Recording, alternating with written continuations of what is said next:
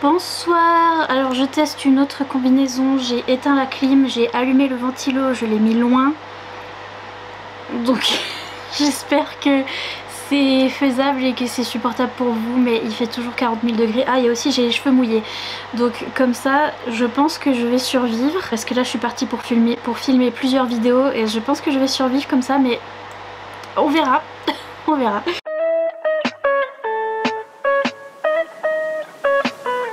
On m'a demandé de faire cette vidéo pas plus tard qu'il y a quelques secondes. il y a quelques heures, le temps que je me prépare. Je me suis réveillée en plein milieu de la nuit d'une petite sieste depression comme d'habitude. Et j'ai eu un commentaire sur mon book haul, la dernière vidéo que j'ai mis pour moi. Je l'ai mis en ligne hier. Cette personne m'a dit qu'elle avait lu Fourth Wing d'après mes recommandations, mais qu'elle avait pas aimé. Et après tout le commentaire, c'est son avis sur Fourth Wing et pourquoi elle a pas aimé, etc. etc. Et du coup j'ai vu ce commentaire, ça m'a donné une petite idée de discussion pour un TikTok, truc comme ça, où, parce que je me souviens que les américaines avaient eu un débat comme ça où déjà c'était le truc comme quoi fallait pas envoyer les chroniques négatives aux auteurs, aux autrices des livres parce que c'était pas constructif, tout ça, il y avait tout un débat comme ça. Et il y avait eu le même débat pour les chroniqueurs et pour les booktubeurs, booktubeuses, créatrices de contenu, créateurs de contenu qui font du livre. Les créatrices de contenu disaient moi dans mes commentaires, quand les gens viennent me dire j'ai pas aimé ton livre préféré, je sais pas trop à quoi ça sert et tout, enfin voilà, il y avait tout ce débat. Et donc ça m'a refait penser à ça, ce commentaire, non pas que ce soit bien ou pas bien, c'était juste pour discuter du coup de ce truc là et vous demander ce que vous en pensiez et tout ça. Bref, donc du coup ça a entraîné une discussion en effet sur TikTok et sur Instagram. Il me semble que c'est sur Instagram, l'un ou l'une d'entre vous, je ne sais pas, désolée, mais tu vas te reconnaître en tout cas, qui m'a laissé un commentaire et qui m'a dit au fait dans ton book haul tu parlais d'une série que t'avais pas trop aimé au début et tout, est-ce que tu pourrais faire une vidéo où tu nous montres ces livres que tu n'as pas trop aimé et qui sont pourtant super populaires et super hypés et tout. Et je lui ai dit mais oui, mais c'est trop une vidéo que je veux faire et que j'ai déjà un petit peu fait. J'avais fait une vidéo un peu similaire où je vous avais dit ces livres qui ont des super belles couvertures mais que je n'ai pas aimé. Mais du coup ça fait longtemps que j'ai envie de faire cette vidéo là, ces livres qui sont hypés mais que je n'ai pas aimé entre guillemets. Sauf que je me suis rendu compte que j'avais un problème et je me suis rendu compte que j'allais pouvoir en parler pendant 100 ans dans une vidéo. Donc c'est pour ça qu'après j'ai répondu à la personne en message et j'ai dit je fais ta vidéo, je vais la tourner maintenant. Et donc merci à toi si tu passes par là parce que tu m'as donné l'idée du coup de faire cette vidéo et t'es tombé pile sur le moment exact où j'avais à peine d'énergie pour faire une vidéo, donc incroyable. Pourquoi je fais pas cette vidéo, pourquoi je la faisais pas avant, pourquoi je la fais que maintenant et que j'ai du mal? Parce que j'ai des problèmes mentaux. Tout le monde le sait, j'ai des maladies mentales et mes maladies mentales font partie de mon quotidien, mais vraiment partout. Même en ce qui concerne les livres, je m'en suis rendu compte. Voilà, c'est génial, incroyable. Ce qui fait que là je vais vous montrer des livres. Alors il y a des livres que j'aime pas. Vous voyez ce que je veux dire? Il y a des livres, mais même ceux que j'aime pas, là je suis... C'est là que vous voyez que j'ai un problème. C'est que, par exemple, j'allais vous parler de Hadès et Perséphone. C'est très connu que j'ai testé, mais j'ai lu que les 10 premières pages, ok. Enfin les 10 premiers pourcents. J'ai lu que le début et ça m'a pas plu. Il y a des trucs du genre Magnolia Parks. Vous voyez, bon ça c'est pas des romantécies, je vais vous parler tout de romantécies. Magnolia Parks pour le coup je l'ai lu en entier, le tome 1. Et j'ai pas aimé. Mais j'arrive même pas à le dire et à chaque fois dans ma tête je me dis il faut que je le relise pour être sûre. Parce que en fait dès que je vois quelqu'un qui aime bien ces séries, et il y en a beaucoup des gens sur YouTube qui sont fans de toutes ces séries là en fait, parce qu'elles sont très hypées, et dès que je vois la personne nous dire mais cette série est incroyable, c'est trop bien parce que ça, en fait je me dis j'ai tort. Dans ma tête je me dis il faut que je relise parce que j'ai pas bien lu, en fait j'ai pas bien lu, donc j'arrive pas à me décider, j'arrive pas à avoir une opinion tranchée. Mais ça c'est normal, c'est parce que j'ai de l'anxiété. donc voilà, donc à chaque fois que je vois passer ces séries là encore je vois passer Magnolia Parks partout et j'ai lu le tome 1 en entier et j'en ai fait un vlog et j'ai hurlé sur le tome 1 en entier comme quoi j'aimais pas. Et là j'ai revu des vlogs des gens qui lisaient la saga en entier et qui disaient ah mais le tome 2 ça va mieux, truc comme ça, et je me disais oh, peut-être qu'il faut que je continue, peut-être que je vais aimer. Vous voyez ce que je veux dire? ADC Persephone c'est pareil, je me suis dit vraiment c'est pas pour moi, c'est pas pour moi. Et j'ai vu des vidéos de personnes qui disaient j'adore cette série et la série spin-off est trop bien et le tome tant est trop bien. Et je me dis ça se trouve j'en ai pas assez lu, faut que je relise, faut que je reteste pour voir. Donc c'est ça mon problème. J'arrive pas à avoir des opinions tranchées. Donc c'est pour ça que je fais pas cette vidéo en mode j'aime pas ces livres, parce que à chaque fois que j'ai pas aimé quelque chose, je me dis c'est moi qui ai... Et en plus j'ai peur, je me dis c'est moi qui ai mal lu, ou j'ai peur de pas avoir été dans un bon mood parce que souci de santé mentale comme d'habitude. Et franchement il y a des livres qui devraient pas me plaire, dont je vais vous parler. Je pense à ça par exemple, qui est devenue une série favorite, La maison aux ailes déployées de Olivia Waldenstein. C'est sorti chez Corrigan en français, mais là j'ai la version en anglais. Et c'est vraiment le genre de livre, alors celui-là par exemple je lui ai redonné une deuxième chance, voire une troisième chance, parce que j'ai lu les 15 premiers pourcents, j'ai détesté. J'aime pas le personnage principal, j'aime pas l'univers, j'aime pas... ça m'énerve, j'aime pas des... je l'ai repris. J'ai eu du mal jusqu'à la moitié, je pense, du tome 1. Et petit à petit, je me disais, j'ai envie de savoir la suite, quand même. Et il s'avère que après la saga en entier, le tome 2 est un favori. Et le tome 3, j'ai bien aimé aussi, j'ai mieux aimé le tome 2. Mais en tout cas, j'ai adoré la saga en tout. Mais ce tome 1, j'ai vraiment eu du mal. Et je sais que ça dépend de mon mood.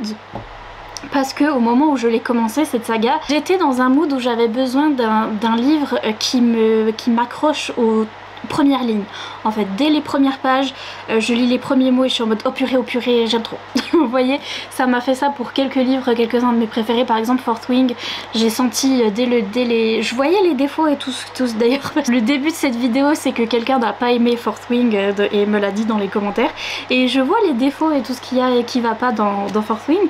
Mais vraiment, j'ai eu cette sensation où les premiers mots et les premières phrases, j'étais intriguée et j'avais envie de savoir la suite. Et je me disais purée, trop contente de lire ça. Vous voyez ce que je veux dire? Que ça, c'est le genre de série et de livre où faut vraiment que je m'accroche et je commence à aimer à la moitié du tome 1. Ça fait ça pour beaucoup de gens, pour ACOTAR aussi. On me dit mais ACOTAR j'ai pas du tout aimé, puis à chaque fois tout le monde dit mais il faut lire le tome 2, il faut lire le tome 2. Et c'est embêtant parce que tout le tome 1, pareil, ACOTAR, le tome 1, j'ai pas aimé, hein. J'aimais pas. Et jusqu'à la fin du tome 1, la fin du tome 1, j'ai adoré de ACOTAR, et après le tome 2, adoré. Mais vous voyez ce que je veux dire? Donc, mon problème, c'est que je peux pas dire j'ai détesté, même pour ceux comme Magnolia Parks où j'ai tout lu le tome 1, j'ai pas lu la série en entier. Donc, tant que j'ai pas lu la série en entier, et même quand j'ai lu la série en entier, imaginez celle-là, je l'aurais pas aimée de série, j'aurais quand même dit ça dépend quand est-ce que je l'ai lu, peut-être que si je la relisais maintenant, peut-être que j'aimerais. Et donc je suis comme ça pour tout.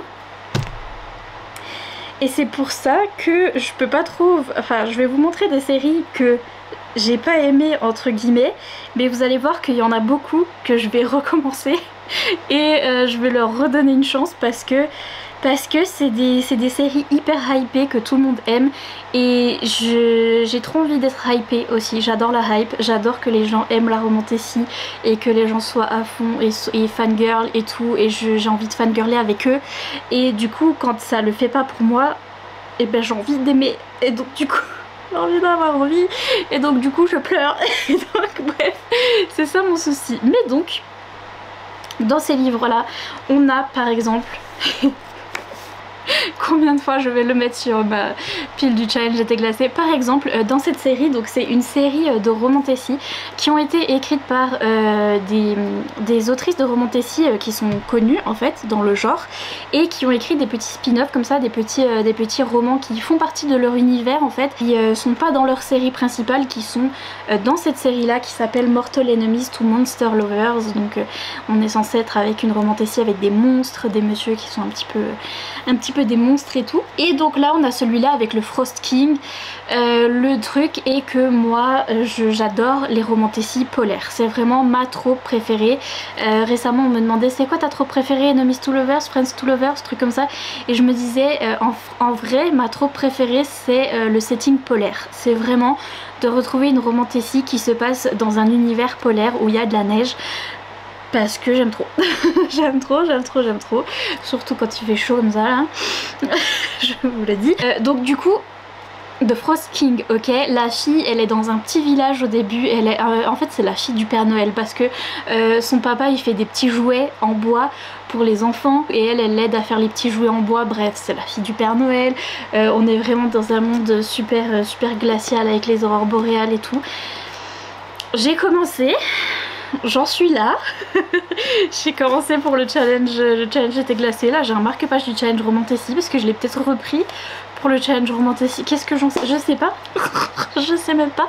Je le mets dans toutes mes piles à lire parce que je veux le recommencer, je veux le relire. À mon avis, je pense que cette écriture, que l'écriture de ces deux autrices là est pas trop faite pour moi, mais c'est le setting, c'est l'idée qui me dit trop et qui me donne trop envie, donc j'ai envie de le relire. Même si j'ai pas accroché aux 13 premiers chapitres, j'ai lu les 13 premiers chapitres et j'ai pas accroché, mais je vais le ressortir, je vais vous le ressortir un jour ou l'autre parce que la couverture est magnifique et j'ai envie de l'aimer, ok. Je vais me forcer. Pareil, niveau univers polaire, on a Frost de C.N. Crawford. Je l'ai fait signer celui-là, je viens de l'avoir il y a pas longtemps pour un voyage à Paris. Et j'ai rencontré les auteurs et en fait ça m'a un petit peu éclairé sur qui avait écrit le livre en fait, parce que c'est un couple avec une madame et son mari et en fait c'est le mari qui a écrit le livre. Donc je sais que le livre est écrit par un homme déjà, je sais pas pourquoi mais c'est pas pareil. Non, c'est pas pareil. Je les ai rencontrés et tout et ça c'est pareil, j'ai eu plein de retours super positifs sur celui-là, plein de mes amis qui aiment trop. J'ai lu pareil que vraiment les premières pages qui se passent dans notre monde à nous, donc du coup c'est pas trop ce que je préfère et après on m'a dit mais non mais après on va dans le monde des fées et tout, donc il faut vraiment que je le reprenne et que je me refasse une idée. Et en plus il s'appelle Frost, voilà, polaire et tout, donc pareil, mais n'empêche j'ai lu le début et j'ai pas accroché au début. Mais je vais vous le ressortir. Un jour ou l'autre, j'y arriverai. Je vais vous parler de ceux que j'ai pas en papier. Récemment, je viens de demander pour essayer d'avoir un service presse en anglais parce qu'il n'est pas encore sorti. Il va sortir en septembre, le 17 septembre. Il y a Fear the Flames de Olivia Rose Darling qui était à la base publié par l'autrice en indépendant, donc du coup en auto-édité. Moi je l'avais lu quand il était sorti auto-édité et tout. J'avais lu pareil le début. J'avais bien aimé le début mais j'avais pas accroché, j'avais pas forcément accroché donc j'avais pas continué. Et c'est une romantécie qui est très connue sur les réseaux sociaux, tout le monde aime trop, tout le monde compare à Gothard Fourth Wing, tout ce que vous voulez. Il y a un concept assez sympa où on a des dragons mais en fait c'est une jeune fille qui est une princesse déchue qui a été virée de son royaume et tout et qui a été recueillie dans un petit village et qui a été, enfin il me semble que c'est son oncle qui s'occupe d'elle, un truc comme ça, et qui la protège et tout, mais en gros le roi qui est son père voulait la tuer, donc elle est partie se cacher quand elle était petite. En fait c'est une fille, c'est une princesse qui est reliée à des dragons, il me semble qu'elle en a 5 ou un truc comme ça, elle a plusieurs dragons et elle a un lien mental avec ces dragons et donc c'est pour ça que son père le roi avait peur d'elle et voulait la tuer parce qu'elle avait trop de pouvoir. Et donc là on la retrouve dans... Et donc là on la retrouve dans un petit village et elle veut récupérer son royaume, elle veut récupérer ses dragons et elle va rencontrer un monsieur qui va l'aider à faire ça. Ça avait l'air super bien, j'aimais bien le début, je me rappelle vraiment, j'ai l'image dans la tête de certaines scènes du début. Je m'en rappelle dans ma tête genre, dans ma tête. J'ai vraiment des images dont je me rappelle et ouais ça a été le coup de cœur de beaucoup de gens.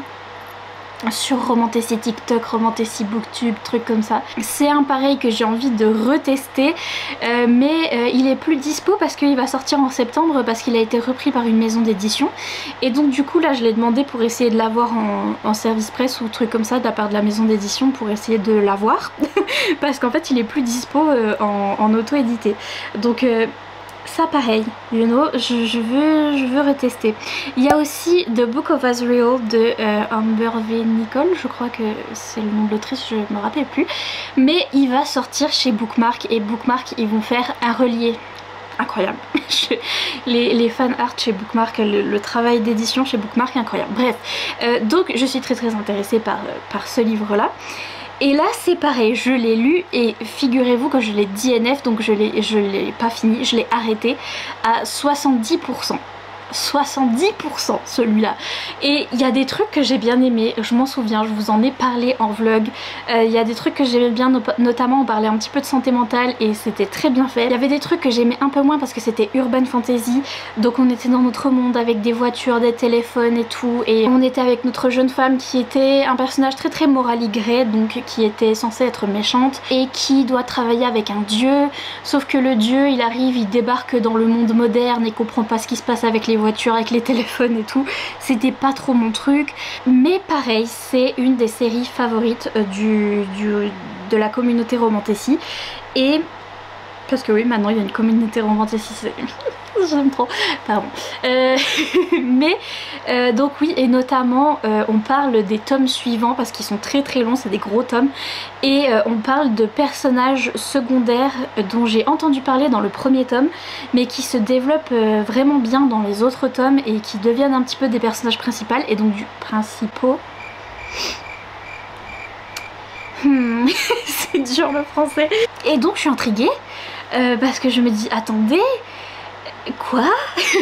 Et c'est pareil, je veux le retenter parce que j'avais quand même lu jusqu'à 70%, c'est que j'avais bien aimé quand même. Et c'est juste arrivé à 70%, je me suis dit est-ce que j'ai envie de savoir la fin? Pas trop. Donc du coup j'ai arrêté.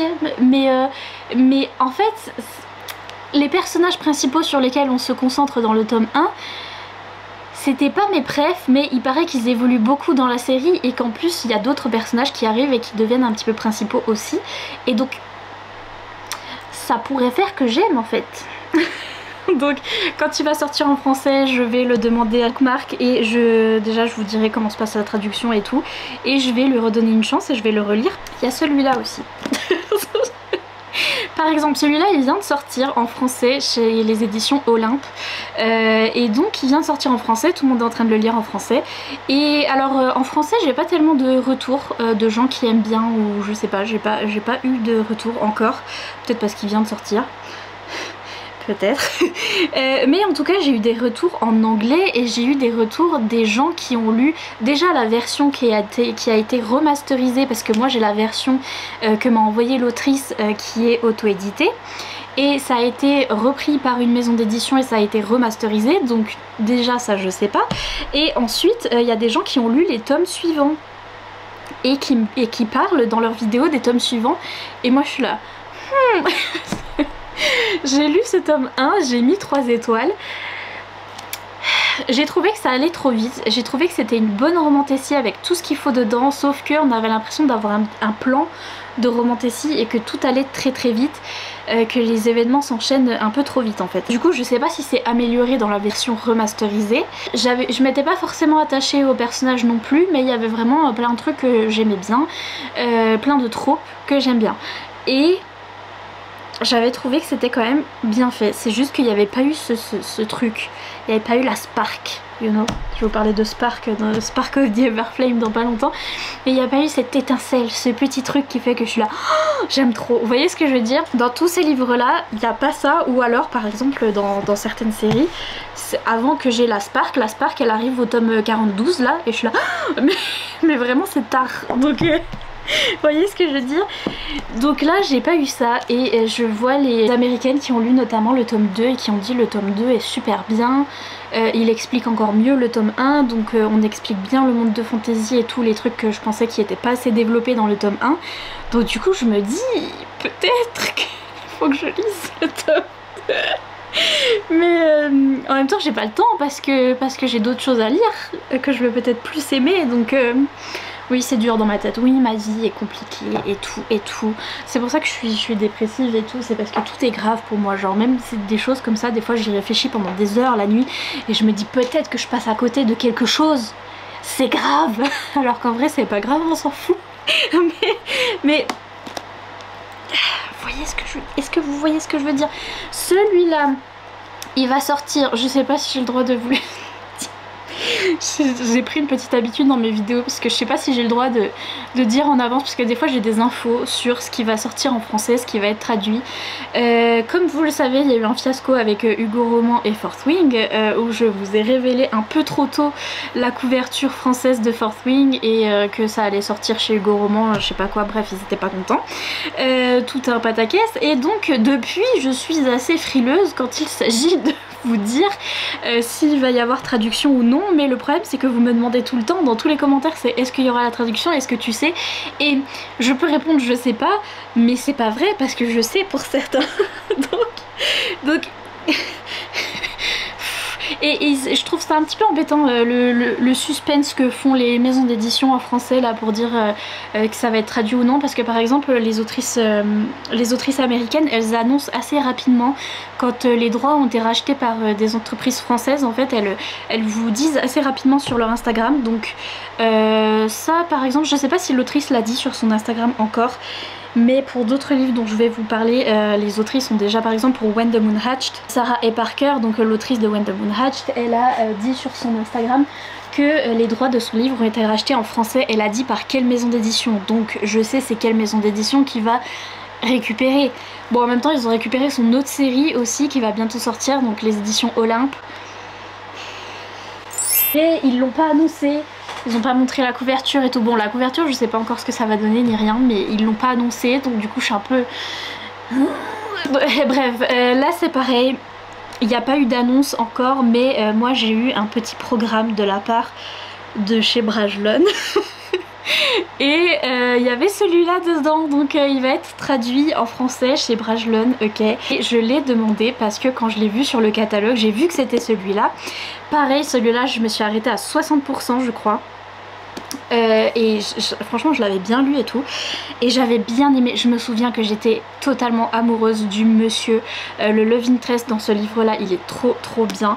Je me souviens qu'il y avait des scènes olé olé qui étaient très bien faites pour un coup, genre vraiment j'avais dit, si je dois vous recommander certaines scènes olé olé par rapport à d'autres, je trouve que là-dedans c'était bien fait. Et on a une héroïne qui est plus size, donc qui est grosse et qui est super bien traitée par du coup notre love interest, mais qui est assez maltraitée par son ex. Du coup il y a un peu de trigger warning pour ça, pour sa relation qu'elle a eue avec son ex du coup, et qu'on est dans de l'urban fantasy encore une fois, et que on est un petit peu dans notre monde. Le monde de fantasy est dur à comprendre, donc je verrai en français si je comprends mieux. Et ouais j'en étais à 60% et je me disais je suis pas à fond quoi, donc j'ai arrêté. Mais j'avais bien aimé, donc quand je l'ai vu dans le catalogue Brajlon, je l'ai demandé parce que je me suis dit déjà je vais voir ce que ça donne en français. Et ensuite je sais que c'est une de ces romantécies qui a été hypée, celle-là sur Instagram plus. Vous l'avez peut-être pas vu passer à part chez moi, mais sur Instagram en tout cas il y a beaucoup de gens qui en parlaient de celle-là. Et donc j'ai envie de voir ce que ça donne en français et j'ai envie de relire. Et c'est pareil, c'est une saga, donc peut-être que les tomes d'après sont encore mieux, et j'ai pas lu la fin. Et d'ailleurs un truc que j'ai toujours pas fini, vous allez hurler mais... Pareil, urban fantasy et tout, j'ai commencé un vlog sur Crescent City. J'ai le vlog, il est prêt, il est pas prêt. J'ai la moitié du vlog de fait parce que j'en suis à la moitié. Bon, j'en suis pas à là c'était pour vérifier la traduction, mais bon, j'en suis à la moitié de Crescent City. J'ai lu la moitié de Crescent City et je me suis arrêtée parce que j'étais pas assez à fond.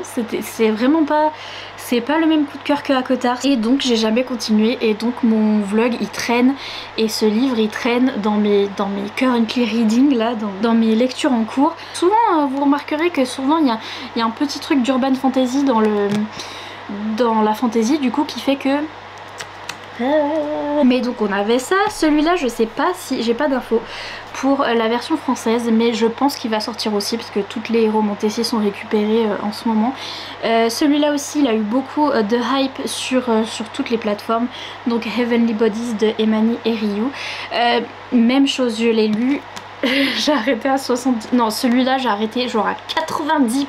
Genre là. À 90% j'ai arrêté. Il y avait des trucs que j'adorais aussi parce que vous voyez il y a un petit peu des étoiles, les trucs d'astrologie et tout. Pareil que ici, le monde de fantasy est compliqué et dur à comprendre et j'avais lu 90% du truc et je comprenais pas. Donc j'étais un petit peu perdue. Un truc compliqué avec des espèces de dieux qui sont en fait des étoiles, donc qui ont des noms d'étoiles et qui et des royaumes qui ont rapport avec les signes astrologiques, mais pas tellement. C'est compliqué, mais le principe m'intéressait parce que nous on était avec la jeune fille qui venait du royaume des ombres, elle pouvait contrôler les ombres et le royaume de la nuit, je crois, un truc comme ça, et qui allait se réfugier dans, je comprends même pas la carte, qui allait se réfugier dans le royaume d'Hélios, donc le royaume du soleil, où on a le monsieur, le prince héritier qui peut contrôler la lumière et le feu, et donc ils avaient des pouvoirs opposés. Comment ça la caméra chauffe déjà? Déjà? On n'a même pas filmé une vidéo. Donc bref, il y avait des trucs que j'aimais bien. Là aussi le Love Interest était très bien fait, mais j'avais pas ce petit truc, si bien que j'en étais à la fin. J'étais là, est-ce que ça m'intéresse de savoir la fin? Non, parce que du coup j'ai pas trop compris vraiment ce qui se passait tout au long de l'intrigue, donc je comprenais pas. Mais vous voyez, j'ai bien aimé quand même. Du coup il se peut que s'il ressort en français, pareil, je le demande et je le reteste parce que cette saga là j'ai vraiment aimé. J'ai vraiment aimé les deux derniers là que je vais vous montrer, j'ai vraiment aimé. Mais il y a vraiment un truc, là il y a eu une hype sur cette saga là, je vous raconte pas. C'est vraiment la hype en mode ACOTAR Thorthwing et tout. Genre vraiment les filles qui lisent de la romantici, elles sont à fond dans cette saga et une grosse hype. Moi je l'ai lu, j'ai bien aimé. Le problème c'est que j'ai bien aimé comme House of Beating Wings dont je vous parlais de Olivia Waldenstein à partir du tome 2. J'ai bien aimé aussi le tome 1, mais vraiment ça s'améliore dans le tome 2 et souvent vous allez voir dans les vidéos des américaines, elles vont vous dire attendez le tome 2, ça va être mieux. Si vous n'avez pas aimé le tome 1 c'est normal, le tome 2 est mieux. Bref, tout le monde dit des choses comme ça sur cette saga et c'est vrai. il est vrai. C'est une saga qui est pareil, qui est dure à apprécier parce que c'est pareil que dans cette saga là on a une protagoniste, une jeune fille qui prend toutes les mauvaises décisions et qui est très frustrante dans ces deux sagas où à chaque fois qu'il faut prendre une décision, t'as la bonne décision, t'as la mauvaise décision, elle va prendre la mauvaise décision. Et en fait toute l'intrigue et tous les problèmes qu'il y a dans l'intrigue dépendent de ça, donc des mauvaises décisions de l'héroïne et du manque de communication aussi dans la romance avec notre Love Interest. On le voit presque pas dans ce tome 1 et manque de communication et tout. Et dans les tomes suivants, alors j'ai adoré les tomes suivants et ce qui se passe et l'intrigue etc, mais il y a un moment de miscommunication là, de manque de communication, notamment dans le tome 3 pour ceux qui ont lu le tome 3 où il se passe un truc et en fait ils se disent pas la vérité. Ils sont déjà en couple, les deux personnes qui doivent être en couple, et ils se disent pas la vérité et donc du coup ça traîne pendant tout le livre, le secret là, et ils le disent à la fin et ça a des conséquences affreuse. S'ils avaient dit le truc depuis le début, c'était réglé depuis le début. Vous voyez ce que je veux dire? C'est ce genre de truc frustrant mais qui en même temps tient en haleine et donne envie de lire la suite, et c'est vraiment bien fait. Cette romantici est vraiment bien faite, on s'attache au personnage malgré ces petits problèmes là qui sont un petit peu frustrants. C'est vraiment bien fait et bien écrit, et donc c'est pour ça que c'est un gros succès comme ça. Mais moi il n'y a pas enfin c'est pas parfait pour moi. Il y a ce truc de manque de communication et de la personnage principale que tout le monde va vous dire qu'elle est insupportable, mais qui est vraiment un truc, un moyen dans une histoire de romantici, un moyen de créer des problèmes et de créer une intrigue qui est un peu... comment dire, un peu facile pour les auteurs et les autrices de choisir ce genre de mécanisme pour créer des problèmes dans l'intrigue. C'est un peu facile de choisir l'erreur humaine et les personnages qui font n'importe quoi. On pourrait avoir d'autres intrigues un peu plus complexes en fait. Et donc voilà, pour moi dans cette saga il y a ça, mais n'empêche que j'ai adoré, n'empêche qu'il y a un moment j'ai pleuré ma vie. Je vais vous en parler, je sais pas s'il y a des tags en mode quel livre t'a fait pleurer, je sais pas quoi, mais alors cette saga là, il y a un moment qui m'a fait pleurer parce que ça me touche particulièrement, mais qui m'a fait chialax. Je vous jure, j'ai pleuré pour de vrai à chaudes larmes, genre truc de fou. Donc je m'en souviendrai tout le temps. Et voilà, je me souviens particulièrement de la fin de ce tome 1 où on a notre love interest qui apparaît un petit peu, enfin en tout cas qui est bien présent dans la fin de ce tome 1. C'est trop bien la fin de ce tome 1. Et voilà, quelques petits trucs qui se passent dans le tome 2 et 3 aussi qui sont super intéressants. J'ai trop aimé cette saga, j'ai trop aimé, mais c'est vraiment, il y a les défauts qu'il y a dans cette saga là, donc du coup quand les gens après viennent vers moi et disent j'ai pas aimé ça, je vais dire oui bah moi non plus. C'est vrai, c'est un défaut de cette saga, mais c'est ce qui fait que c'est addictif, donc du coup on aime bien. Ce que je veux dire, donc voilà, il y a celle-là, mais en tout cas pareil, info de traduction, je sais pas si j'ai le droit de le dire, mais ça va être traduit chez Calix, donc c'est le truc Romantasy, enfin c'est la collection Romantasy de chez J'ai lu qui ont déjà sorti The Hurricane Wars et Curse of Saints je crois, je me rappelle plus ce qu'ils ont sorti d'autres, mais en tout cas ils vont nous sortir Spark of the Everflame. Ils nous ont fait des couvertures très spéciales, je sais pas encore si j'aime bien ou pas, faudra que je vois en vrai. Voilà, donc ça va être traduit, donc on va en parler en français et je vais vous redire exactement la même chose, je vais vous dire trop bien, génial.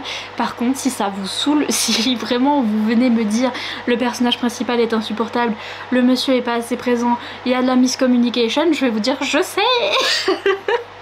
Je sais, mais quand même c'est bien.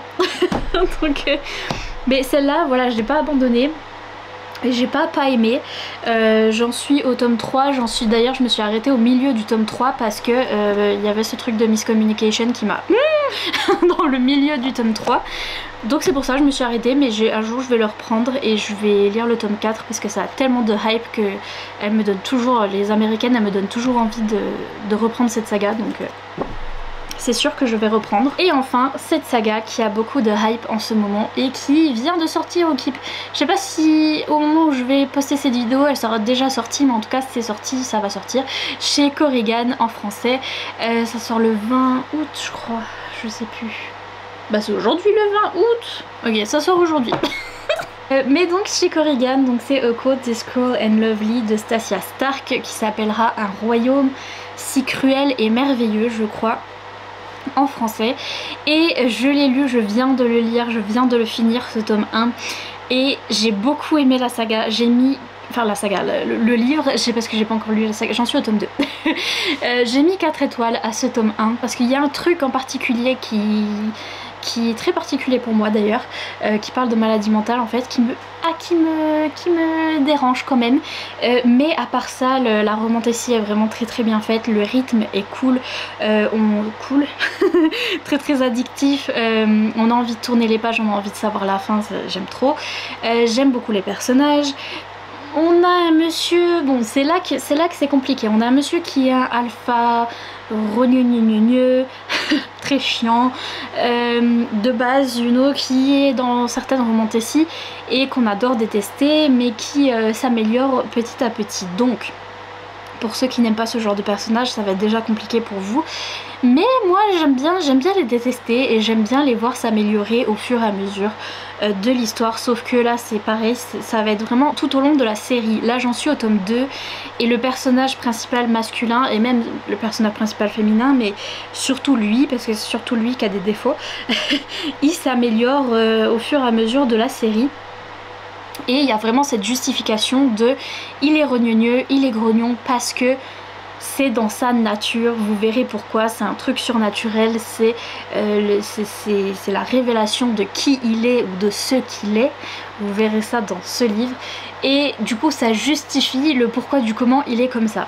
Mais et du coup il évolue pendant tout le long de la série et il devient de plus en plus humain en fréquentant notre jeune fille qui est humaine. Donc vous verrez ça, mais ce qui fait que bon, déjà il est grognon et tout, c'est un peu compliqué. Nous, notre jeune fille, elle a un pouvoir, elle doit cacher son pouvoir et tout parce que elle a le pouvoir de stopper le temps. C'est super cool, j'aime trop. Bon, il y a beaucoup de blood hole, par contre, il y a beaucoup parce que c'est compliqué quand on fait une magie comme ça de stopper le temps et tout. C'est très très compliqué parce qu'il y a des trucs qui sont vraiment pas expliqués, où elle arrive à figer dans le temps certaines personnes, mais elle peut aussi décider de ne pas figer d'autres personnes, et on sait pas très bien comment ça marche tout ça, c'est un peu compliqué je pense. Pareil, j'espère que ça va être un peu plus expliqué tout au long de la saga, mais c'est un peu vite fait, hein.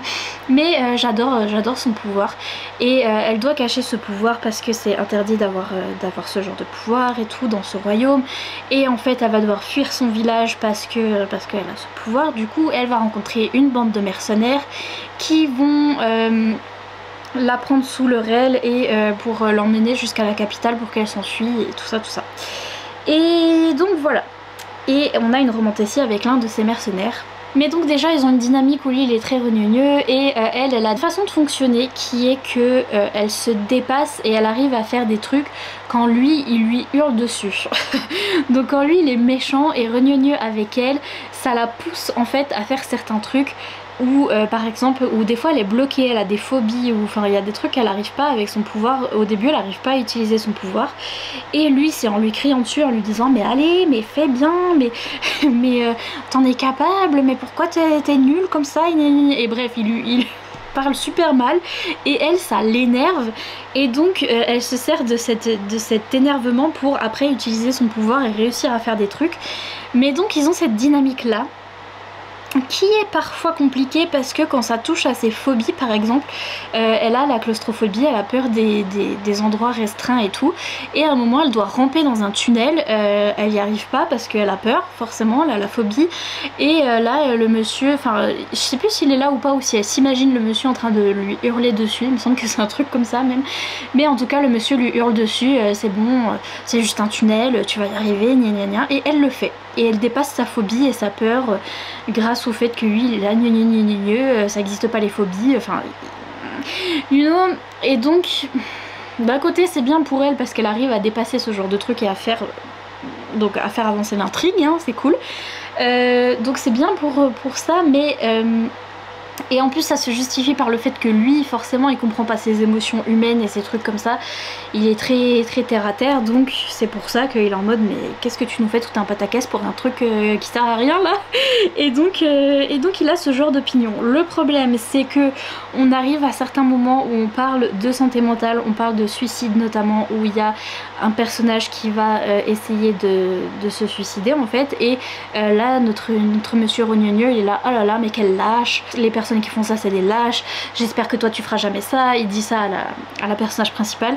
Elle le contredit un peu, elle est un petit peu en mode mais non mais tu comprends pas, certaines personnes ils peuvent pas contrôler et tout ça, enfin elle dit un petit peu ça mais elle laisse vite tomber, et moi c'est le plus gros red flag de l'univers pour moi, ce genre d'opinion sur la santé mentale en fait, parce que c'est pas une histoire de lui il est vraiment en mode c'est un choix, il faut faire le bon choix, c'est pas un choix en fait, non, il y a des gens ils peuvent pas contrôler, donc non.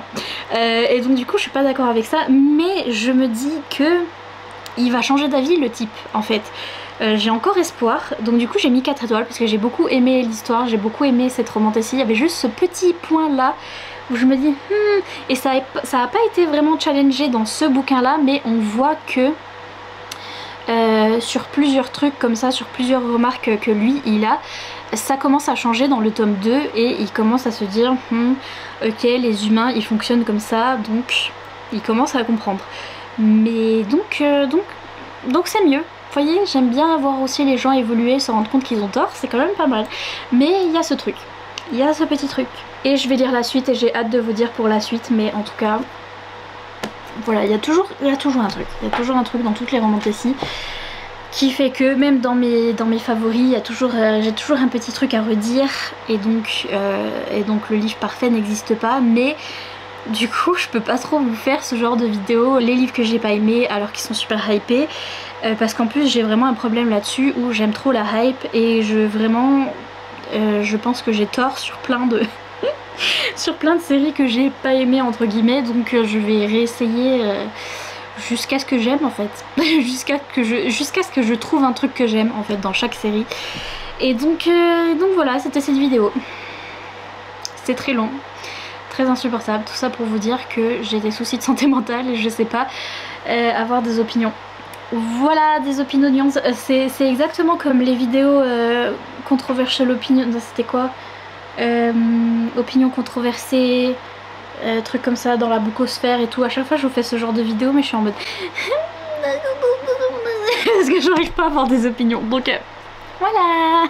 C'était pour répondre à la question de la personne qui me demandait cette vidéo. Voilà, je t'ai répondu en 4h30 de thèse antithèse. Voilà, désolée, mais donc voilà, des bisous. Sur ce, je vous laisse tranquille. Mettez des petits emojis avec des épées croisées dans les commentaires pour Romantasy. Et sur ce, des gros bisous et à bientôt pour une prochaine vidéo.